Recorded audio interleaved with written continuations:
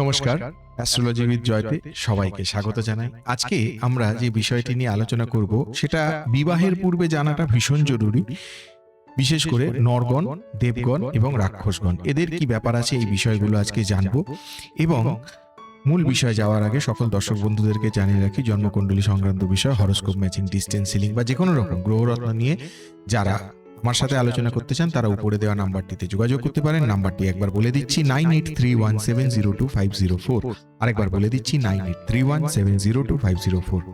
তাহলে আসুন আজকের যে মূল বিষয়, যেটা কিনা নরগণ, দেবগণ এবং রাক্ষসগণ, যেটা বিবাহের পূর্বে তো জানা খুবই জরুরি। যদি বিবাহের পরেও কোনো সমস্যা হয় তাহলেও একবার এই গণটা চেক করার কিন্তু দরকার আছে।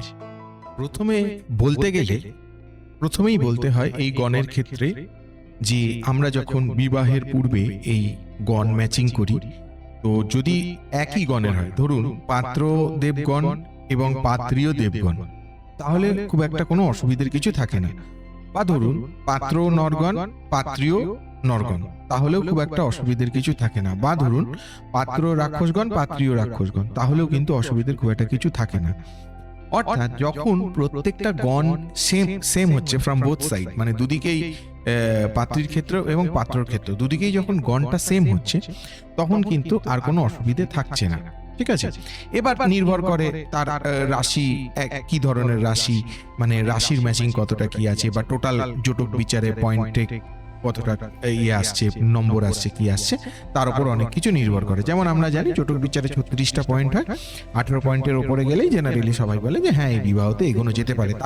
তাহলেও কিন্তু সবসময় 18 পয়েন্টের ওপরেও গিয়ে আমি মনে করি বেশ কিছু জায়গা আছে যেখানে হ্যাঁ বলাটা উচিত নয়। এটা আমার ব্যক্তিগত মতামত, কারণ রাশির একটা ব্যাপার থাকে, রাশিটা ম্যাচ করছে কিনা, মানে রাশির দিকটা বা বন্ধু রাশি কিনা, এগুলো ফ্যাক্টর করে কিন্তু ভীষণ। ঠিক আছে, তো এইবারে এই গণের ব্যাপারটা বলতে গিয়ে প্রথমে যে গণের কথাটা বলবো সেটা হচ্ছে দেবগণ। দেবগণ যারা হয় তাদের স্বভাবটা দেখবেন কি রকমের হয়। এরা সাধারণত একটু নরম মনের হয়, নরম মন, হেল্পফুল মানসিকতা, পরোপকারী মানসিকতা, একটু সাহায্য করে দিল মানুষকে, ধার্মিক হয়, সৎ হয়, অনেস্ট হয়। মোটামুটি দেবগণের লোকজন বেসিক্যালি খুব যদি ছকে প্রবলেম না থাকে তাহলে কিন্তু এরা ভালো হয়। এরা যে কারোর সাথে অ্যাডজাস্ট করতে পারে। এরা নরগণের সাথেও অ্যাডজাস্ট করতে পারে, এরা রাক্ষসগণের সাথেও অ্যাডজাস্ট, এদের অ্যাডজাস্টমেন্ট ক্যাপাবিলিটিটা ভীষণ ভালো হয়। কারণ বিবাহের ক্ষেত্রে আমাদের এটা তো সব থেকে জরুরি, অ্যাডজাস্টমেন্ট ক্যাপাবিলিটি। তো দেবগণের যারা হয় তাদের ক্ষেত্রে কিন্তু অ্যাডজাস্টমেন্ট ক্যাপাবিলিটিটা ভীষণই ভালো হয়, ম্যাক্সিমাম ক্ষেত্রেই এটা হয়। ঠিক আছে, সেটা নারী বলুন, পুরুষ বলুন, যেই হোক, মানে আমি বোথ সাইডের কথাই বলছি। ঠিক আছে, তো দেবগণের হলে এটা ভালো হয়। এবার দেবগণের ইয়েতে কারা কারা পড়ে, ধরুন যাদের নক্ষত্র হলো অশ্বিনী, মৃগশিরা, পুনর্বসু, পুষ্যা, হস্তা, সাতি, অনুরাধা, শ্রবণা ও রেবতী।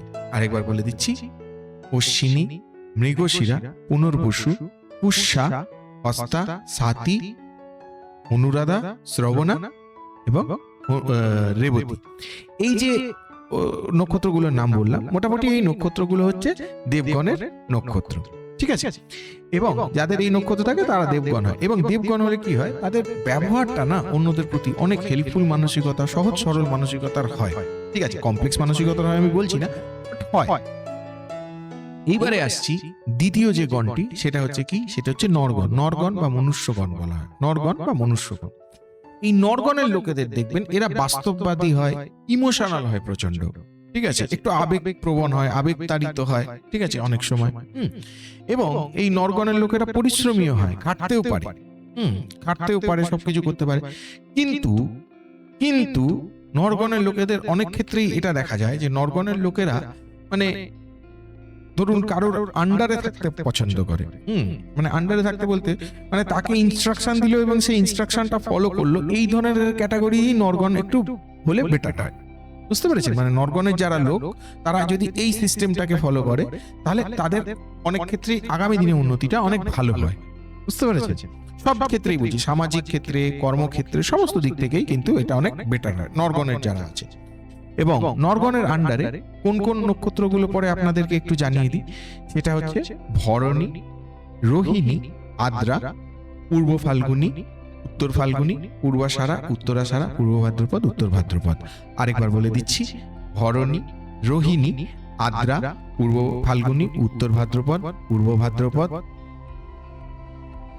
উত্তর ফাল্গুনী, পূর্বাষাঢ়া, উত্তরাষাঢ়া, পূর্ব ভাদ্রপদ, উত্তর ভাদ্রপদ। ঠিক আছে, তো এইগুলো হচ্ছে নরগণের ক্ষেত্রে পড়ে। এবং নরগণের মানুষ দেবগণের সাথে ভালোই মানিয়ে নিতে পারে। নরগণের যারা আছেন তারা দেবগণের সাথে ভালোই মানিয়ে নিতে পারে বা নরগণের সাথে, কিন্তু যখন এই নরগণ আর রাক্ষসগণের মানে বিবাহ হয়ে যায় না, তখন হয়ে যায় একটু সমস্যা। এগুলো আসছি পরে। এরপরে যে গণটা বলবো সেটা হচ্ছে রাক্ষসগণ, বা অনেক ক্ষেত্রে এটাকে দেবাড়িগণও বলা হয়। রাক্ষসগণ বা দেবাড়িগণ বলা হয়। যারা এই রাক্ষসগণের বা দেবাড়িগণের লোক হয়, এরাও একটু আবেগপ্রবণ হয় এবং স্পষ্ট বক্তা হয়, যা বলার মুখের উপর বলে দেওয়া। ঠিক আছে, মনের মধ্যে একটু কম লুকিয়ে রাখা। ঠিক আছে, একটু বলে ফেলা।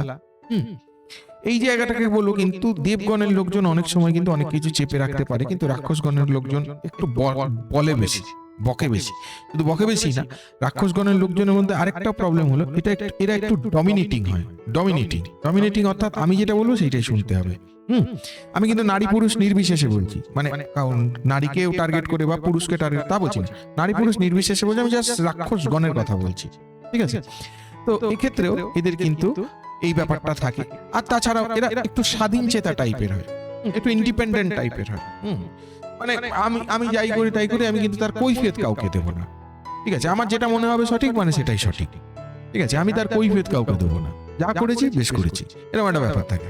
ঠিক আছে, এটা আবার নরগণের ক্ষেত্রেও থাকে, দেবগণের অতটা থাকে না, নরগণের ক্ষেত্রেও থাকে, যা করেছি বেশ করেছি। ঠিক আছে, একটু যুক্তির অভাব হলেও সেটাকেই মানে একটু জিদ করে চালানোর চেষ্টা করে আর কি।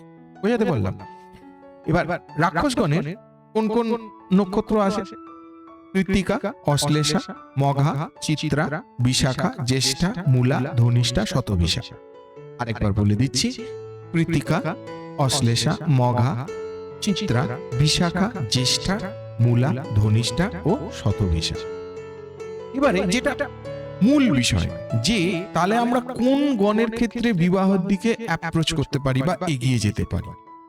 প্রথম কথা হচ্ছে, যদি গণ সেম হয়, রাক্ষসগণ রাক্ষসগণের হয়, চলবে। রাক্ষসগণ এবং দেবগণের হয়, চলবে। রাক্ষসগণ দেবগণের হয়, চলবে। কিন্তু যখনই মেন প্রবলেমটা আসে, যখনই রাক্ষসগণ আর নরগণের বিবাহ হয়, এবারে আপনারা দেখবেন এটা আমাদের মধ্যে কমন কনসেপ্ট আছে। মানে আমি বিভিন্ন জায়গায় বই টইতে বলুন, আমি এই জিনিসটা দেখেছি বলেই বলছি। অনেক বইতে এটা থাকে, সেই ওই গণের একটু অমিল থাকলে হয়তো একটা বৈধ উপযোগ বা এই ধরনের ব্যাপারগুলো থাকে। ঠিক আছে, এবারে ব্যক্তিগত অভিজ্ঞতা থেকে যেটা দেখেছি সেটা বলছি। এটা সম্পূর্ণ আমার মতামত, আমার চ্যানেলে আমি আমার মতামতটাকে জাস্ট প্রকাশ করছি, যেটা চোখে দেখেছি। সেটা কি? সেটা হচ্ছে যে রাক্ষসগণের সাথে যখন নরগণের বিবাহ হচ্ছে, তখন সম্পর্ক কিছুটা আগে যাওয়ার পরে, মানে ধরুন 5 বছর 6 বছর 7 বছর হয়ে গেছে, তারপর থেকেই না একটা মানসিক দূরত্ব তৈরি হচ্ছে হাজব্যান্ড ওয়াইফের মধ্যে। ঠিক আছে, এই উত্তর তো দক্ষিণ। বিশেষ করে যে রাক্ষসগণ, আমি নারী পুরুষ নির্বিশেষে বলছি, যে হবে রাক্ষসগণ, সেটা ওয়াইফও হতে পারে, সেটা হাজব্যান্ডও হতে পারে, যে রাক্ষসগণ তার একটা চেষ্টা থাকতে আমি যেটা বলবো সেটাকেই শুনতে হবে। যে নরগণ সে সেটা মানবে না, যার ফলে কি হচ্ছে, দুজনের মধ্যে একটা কনফ্লিক্ট তৈরি হচ্ছে এবং সংসারের অশান্তির পরিমাণটা খুব বেড়ে যাচ্ছে। খুব মানে দুজনের মধ্যে মানসিক ডিসটেন্স কিন্তু অনেকটাই হয়ে যাচ্ছে। এবার দেখুন, সাফার করছে কারা? হাজবেন্ড ওয়াইফের মধ্যে মানুষের দূরত্ব যদি বাড়ে, সাফার কারা করছে? যাদের সন্তান আছে। যাদের নেই তাদের আলাদা ব্যাপার, বাট যাদের আছে সন্তান, তাদের তো সন্তানরা এই বিষয়ে সাফার করছে না, তাদেরকে তো পুরো ব্যাপারটা হজম করতে হচ্ছে, ডাইজেস্ট করতে হচ্ছে, তাদের পক্ষে বেশ অসুবিধাজনক হয়ে যাচ্ছে। ঠিক আছে, তো এইটা কিন্তু খুব একটা বড় ফ্যাক্টর করে। আমি অতদূর যাচ্ছি না যে মানে আলাদা হয়ে গেল, ডিভোর্স হয়ে গেল, অতদূর যাচ্ছি না, বা কেউ একজন হয়তো মারা গেল, আমি অতদূর যাচ্ছি না। ঠিক আছে, অধিকাংশ ক্ষেত্রে যেটা দেখেছি সেটা বললাম, রাক্ষসগণ আর নরগণ হলে কিন্তু এই প্রবলেমটা কিন্তু আসে। এবার কেউ বলবেন, হয়তো কোনো মহিলা যারা এই ভিডিও দেখছেন, মহিলারা, তারা হয়তো বলবেন যে হ্যাঁ, আমার হাজবেন্ড তো আমার উপরে এরকম করে, যা বলবো তাই শুনতে হবে। উল্টোটাও হয়, ভাববেন না। অনেকের ক্ষেত্রে, আপনার ঘরে হয়তো ওটা হচ্ছে, অনেক পুরুষ মানুষের ঘরে গিয়ে দেখুন যে তাদের স্ত্রীরা বলছে আমি যেটা বলবো সেটাই শুনতে হবে।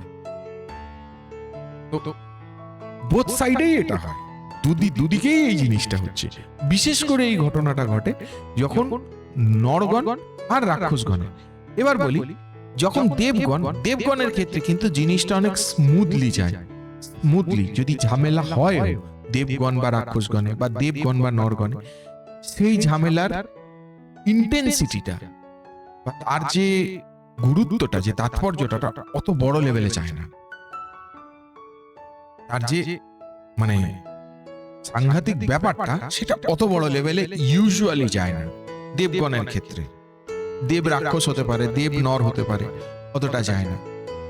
কিন্তু যখনই নরগণ আর রাক্ষসগণ হয় না, তখনই হয় যত গন্ডগোল। মানে তার একটা লড়াই বেশ জমবে, এরকম একটা ব্যাপার। বুঝতে পেরেছেন? তো তাহলে কি করবেন? তাহলে কি করা উচিত? প্রথম কথা হচ্ছে, অবশ্যই যারা দেখে শুনে বিয়ে করছেন, হ্যাঁ, আবার প্রবলেমটা আরো একটা জায়গা আপনাদেরকে বলতে চাইবো। এটা হচ্ছে, বিশেষ করে এই প্রবলেমগুলো আসে যখন প্রেম করে বিয়ে, প্রেম করে। এখন প্রেম করার সময় তো আর এটা দেখা যায় না, ভাই তোমার কি দেবগণ, ভাই তোমার কি রাক্ষসগণ, হ্যাঁ তোমার কি গো শুনছো, একটু বলে দাও তো তোমার কি গণ, তাহলে তোমার সাথে প্রেম করবো, নাহলে প্রেম করবো না। নিশ্চয়ই এরকম বলে কেউ প্রেম করে না, মানে আমার অভিজ্ঞতাতে নেই, ঠিক আছে? তো এই ক্ষেত্রে যখন ওই গণটা মানে এই করে, তখন মনে হয়, মানে বিবাহের অন্তত 10 বছর 12 বছর 15 বছর পর গিয়ে মনে হয় যে আগে তো বেশ ভালো ছিল, বিবাহের পূর্বে তো ভালো ছিল, বিবাহের পরে কেন বদলে গেল? অনেক স্বামী স্ত্রীর মধ্যে কিন্তু এই ব্যাপারটা আসে যে বিবাহের পূর্বে তো ভালো ছিল, তাহলে বিবাহের পর কেন বদলে গেল? মানুষটাকে আমি একটা অন্য মানুষ দেখছি, একটা চেঞ্জ লোককে দেখছি, এটা কেন হচ্ছে? হয়তো এবার এটাও আপনাদেরকে বুঝতে হবে, নারী পুরুষ নির্বিশেষে বলছি, এটাও আপনাদেরকে বুঝতে হবে যে প্রত্যেকটা মানুষ যে মানসিকতা নিয়ে সেই বয়সে আপনার সাথে যুক্ত হলো, আগামী দিনে গিয়েও যে সেই একই মানসিকতা রাখবে তা কিন্তু নয়। সেক্ষেত্রে আপনি কিন্তু এই গণটাকে দোষ দিতে পারেন না, ঠিক আছে? আপনি যদি কনস্ট্যান্ট তার প্রতি একটা খারাপ ভাইব দিয়ে যান, তখন কিন্তু সে আপনাকে নিয়েও ভাবতে বাধ্য হবে। সেটা বোথ সাইডেই হতে পারে, নারী পুরুষ বোথ সাইডে হতে পারে। তখন সেক্ষেত্রে গণ একটা ইনিশিয়াল স্টেজে দেখা হয়, বিবাহের পূর্বে কি আছে। সেম গণ হলে খুব ভালো, তারপরে তো আরো অনেকগুলো ফ্যাক্টর আছে, মাঙ্গলিক ফ্যাক্টর আছে, হ্যাঁ, যোগ, অনেক রকমের যোগ হয়, সেই যোগ আছে কিনা, হ্যাঁ, মৈত্রী ভাকুট, এগুলো এই যে পয়েন্ট গুলো ক্যালকুলেশন হয় না জোটকে, তাতে অনেক কিছু দেখার আছে। এক্ষেত্রে আমি একটাই সাজেস্ট করব যে বিবাহের পূর্বে যারা দেখে শুনে বিশেষ করে বিয়ে, তাদের ক্ষেত্রে আমি অবশ্যই বলবো যে গণটা দেখা কিন্তু ভীষণ জরুরি। যদি সেম গণ হয় তাহলে অবশ্যই অ্যাপ্রোচ করুন। যদি নরগণ এবং রাক্ষসগণ প্রেম করে বিয়ে করছেন, জানা গেল বিবাহের পূর্বেও হয়তো জেনে গেলেন, তখন সেক্ষেত্রে মাথায় রাখুন যে আমাকে যদি একটু কম্প্রোমাইজ করতে হয় আমি করব, কিন্তু তাতে আমার মনের মানুষটা, আমার কাছের মানুষটা কিন্তু আমার কাছে থাকবে। যদি আমার দুটো কথা তার শুনে নিতে আসে, যদি আমাকে দুটো খারাপ কথা আমি শুনবো, কিন্তু সে অ্যাটলিস্ট আমার কাছে থাকবে, জানবে হ্যাঁ এই মানুষটাকে ভালোবেসেছিলাম, এই মানুষটাই আমার। প্রেম করে বিয়ে, যাদের দেখে শুনে বিয়ে, তাদের বিয়ের পরেও অনেক সময় খুবই ভালো সম্পর্ক, ভালো থেকে ভালো, আরো ভালো থেকে ভালো যায়। সবসময় খারাপই যায় তা নয়, ভালো থেকে ভালোও যায়। সবসময় খারাপ কথা বলবো তা নয়, ভালো থেকে ভালো যায়। কিন্তু আমাদের কাজই হলো যেখানে কমপ্লেক্সিটি বা যেখানে প্রবলেম, সেই প্রবলেমটাকে তুলে ধরা। ভালো হলে তো আর সে অ্যাস্ট্রোলজার অ্যাপ্রোচ করবে না, যার সবই ঠিক আছে সেই নিশ্চয়ই অ্যাস্ট্রোলজার অ্যাপ্রোচ করবে না। কারণ অ্যাস্ট্রোলজার অ্যাপ্রোচ করছেন মানেই, বা অ্যাস্ট্রোলজারের কাছে যাচ্ছেন বা জ্যোতিষ মহারাজের কাছে সাজেশন নিতে যাচ্ছেন মানেই আপনার প্রবলেম হয়েছে, এটা বাস্তব কথা, তাই তো? তো সেক্ষেত্রে আমি বলবো, সে যেই হোক, যিনি জ্যোতিষ মহারাজ, যে জ্যোতিষ মহারাজই হোক, যিনি যেখানেই যান, এই জায়গাটা কিন্তু আপনাদেরকে আগেই একটু সতর্ক হতে হবে। আমি আবারও বলছি যে যদি গণ সেম হয়, একই হয়, তাহলে খুব ভালো। নরগণ রাক্ষসগণ চেষ্টা করবেন অ্যাভয়েড করার, না করার, ইমোশনকে কন্ট্রোল করার চেষ্টা করবেন। দেবগণের সাথে যে কেউ যায় কোনো অসুবিধে হয় না সেই অর্থে খুব একটা, ঠিক আছে?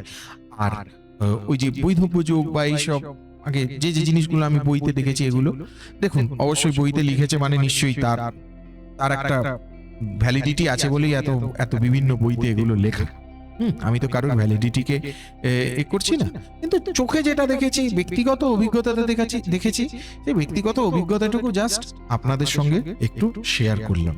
ঠিক আছে, বিবাহের পূর্বে জটক বিচার একটা খুব গুরুত্বপূর্ণ ভূমিকা পালন করে, সেখানেও কিন্তু অনেক কিছু বেরিয়ে আসে। সঠিক জটক বিচার যদি করে নেন তাহলে কিন্তু সেক্ষেত্রে আপনারা অনেক বেটার রেজাল্ট আগামী দিনে দাম্পত্য জীবনে, সাংসারিক জীবনে পাওয়ার একটা সুবিধা কিন্তু আপনাদের থাকবে। এই ভিডিওটি যদি আপনাদের উপকারে লেগে থাকে তাহলে অবশ্যই ভিডিওটিতে একটি লাইক দেবেন, এবং আমার সাথে যারা এই জটক বিচার বা হরোস্কোপ ম্যাচিং বা বাস্তু দোষ বা গ্রহরত্ন বা ডিস্টেন্স সিলিং যে কোনো কিছু নিয়ে যোগাযোগ করতে চান, তারা উপরে দেওয়া নাম্বারটিতে যোগাযোগ করতে পারেন। নাম্বারটি একবার বলে দিচ্ছি, 9831702504। আর যারা মনে করছেন যে আমার চ্যানেলে যে ভিডিওগুলো আসছে, ভিডিওগুলো উপকারী, আপনাদের উপকারে লাগছে, তাহলে অবশ্যই আমার সমস্ত ভিডিওর নিচে একটু কমেন্ট করে আমাকে জানাবেন, তাহলে আরো উৎসাহ পাবো। এমনিতে প্রচুর কল পাচ্ছি, প্রচুর ইন্টারন্যাশনাল কল পাচ্ছি, দেশের বাইরে থেকে প্রচুর কল পাচ্ছি। খুব ভালো লাগছে যে এত বিভিন্ন জায়গায় ছড়িয়ে পড়ছে আমার ভিডিওগুলো, এবং অনেকেই বলছে যে আপনার ভিডিও যথেষ্ট সায়েন্টিফিক এবং যুক্তিযুক্ত। আমি বলে দিই, আমি যথেষ্ট রিসার্চের পরে একটা করে ভিডিও করি, চেষ্টা করি যতটা সম্ভব সঠিক তথ্য আপনাদের সামনে তুলে দেওয়া। তাহলে আজকে এ পর্যন্তই, সঙ্গে থাকুন, দেখতে থাকুন অ্যাস্ট্রোলজি উইথ জয়। ধন্যবাদ।